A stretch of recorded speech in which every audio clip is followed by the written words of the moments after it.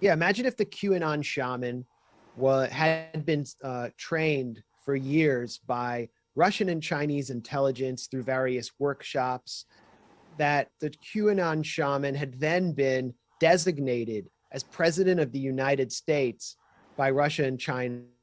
Imagine Russia and China are far more powerful than the United States, by the way, and have the Right. power to Oh, sanction it because the United States will not allow the QAnon shaman to take over the White House.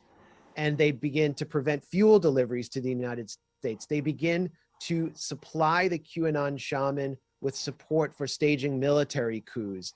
The US-Mexico border is filled with proxy forces backed by Russia and China. Imagine an entire project of destabilization with massive protests that turn violent, holding US cities under siege, with US cities in flames. That's what Venezuela experienced as a direct result of tens and tens of millions of dollars flowing into the Venezuelan right-wing opposition to produce a figure like Juan Guaido, because his mentor and the real leader, Leopoldo Lopez, was under house arrest. And then the US is pointing the finger at Venezuela, saying, Lopez, he's an opposition figure who is a political prisoner, when he had been leading these vicious, violent street demonstrations that killed so many Venezuelans, where Venezuelans were targeted just for having darker skin because they were identified with the Chavista movement between 2014 and 2017. I mean, the Venezuelan Justice Ministry was bombed by helicopter by opposition hooligans. The Supreme Court was bombed.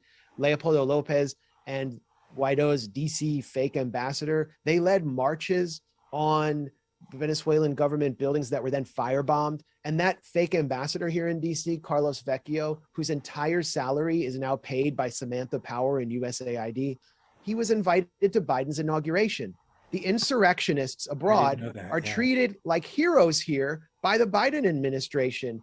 And Alexei Navalny in Russia is seen actually by the majority of the population, but especially, the people who support Putin, which is the majority, and his former United Russia Party, is seen as a Russian Juan Guaido.